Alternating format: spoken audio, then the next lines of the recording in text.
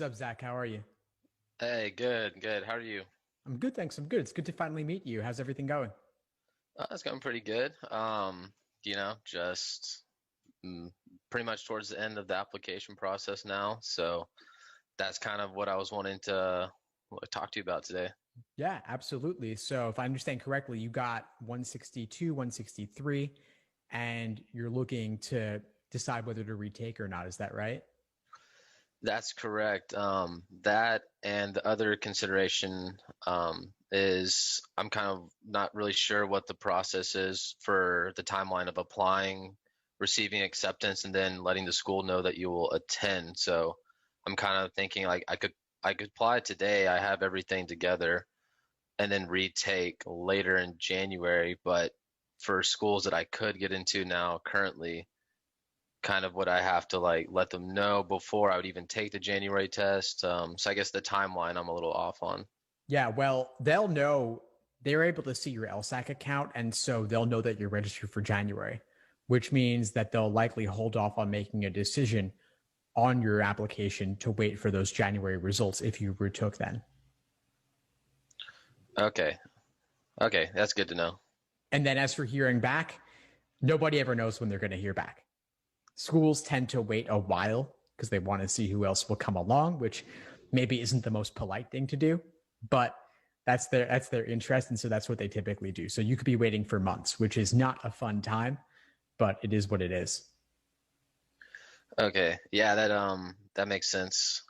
I was kind of worried about getting in the situation of applying and then having to make a decision before I even took the January one because I think I was just spoke over email. I'm taking January to try and get up to that 167 to hit the median for my like top school. Yeah, awesome. That was my suggestion actually. So yeah, I'm glad that you're going ahead with that. Yeah, absolutely. So now what well between now and then I guess even the advice of what I should be doing because now it's kind of like I feel like I've done a lot of the foundational and base work and now it's kind of all putting it together Right. on test day. Well, so you've done the foundational work. That's good. What about your review process? What does your review process look like? It's I base it off the Socratic method that you've spoken upon. I could definitely dig deeper. I think that might be something I need to do instead of because I was just like pushing through so many questions and trying to review them, but I think maybe now would be a better idea to dig a little deeper. Yeah, that's my biggest recommendation for you. I mean, there's plenty of room to deepen your understanding by taking that review process further. So, do you write it out? Very like brief sentences is what I currently do. Okay, so I would look to deepen that. That's what I've been doing in class lately, the past month or so, as I've been doing live walkthroughs of the Socratic review method, opening up a Google Doc, live in class, writing it out live, taking feedback and ideas from students in the group on where exactly to go with it. So, laying out, let's say for logical reasoning, your understanding of the stimulus, maybe paraphrasing it, putting it in your own words, and then looking at what might have given you trouble about the stimulus, what tricks and traps the test makers use that you personally might have been prone to falling for, what made it more difficult for you. If the question stem threw you off, noting that, then writing down about a wrong answer that you chose or that were tempted by, what made it tempting, what made it appealing, and then what makes it right, what makes that one wrong in the end.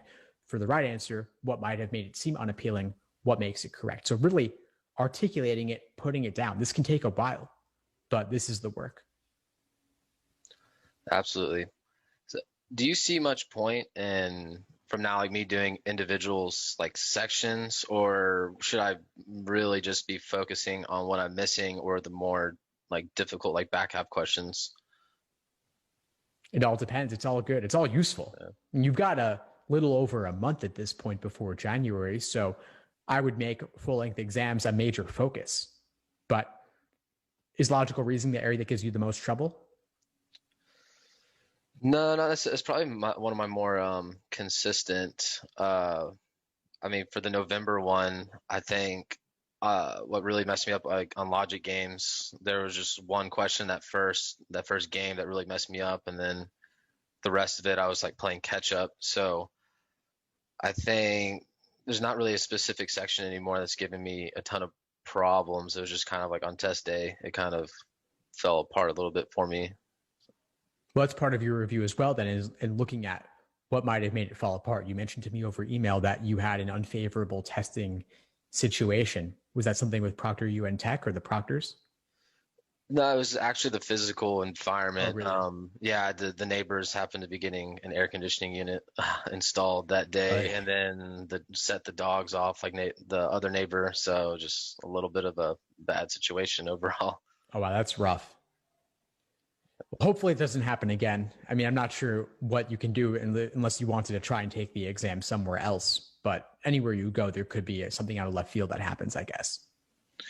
That's true. I think for this next one, I'm gonna look into maybe like a short-term like office space rental, or just to make those odds a little less than this last time something weird happening again. Well, one thing you could do if you wanted to, I mean, LSAC will pay for you to take it at a hotel. Okay, and I guess that would be something I probably need to apply pretty soon for.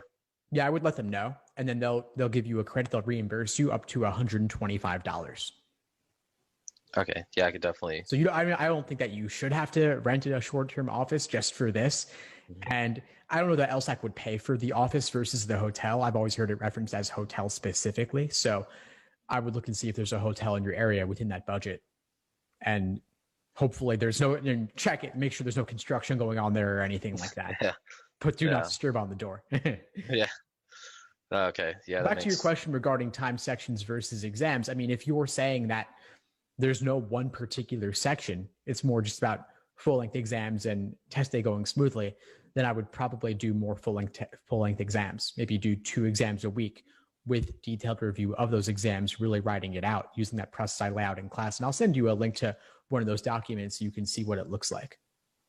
Okay, and as far as specific tests, I think I've hit all the ones in the 80s and maybe 3 or 4, 5 or so in the 70s. So should I just? It's been a while since I've taken them, so I think I've forgotten a good amount of like the actual questions. Should I focus more on the recent ones or go back to maybe 60s and early 70s to take these full length tests? If you want to do full length tests that will better simulate your test day experience, it would need to be with fresh material, right? So in that case, I would use the ones in the 60s as well as any in the 70s you haven't yet touched. But there's still plenty to learn from what you've completed in the 70s and 80s. And so maybe you want to look back at your notes to see what gave you trouble in those exams and still engage in the review process there too. Okay, definitely. Has there been any trend like with the tests being similar to certain generation of the groups? I think overall the exam's gotten a little bit harder over time. And so things you see in older exams, especially 40s, 50s, 60s, might be a little bit easier in certain ways. And so that's why I'm saying to make sure that you really understand any mistakes you've made on the more recent exams. Okay. But aside from that, there's nothing in particular I would point to. Okay. Great. So just to kind of recap a little bit, we were talking about earlier about the actual application. Yeah. So unless, from what you're saying, it's okay to go ahead and apply to schools that I would get in with my current GPA and scores, and then just wait on the January test to apply to some of the more competitive schools I'm looking at. That sounds okay to me. I just probably wouldn't actually apply until you have your January result back, because I would want them to consider you with your January score, assuming it's going to be higher.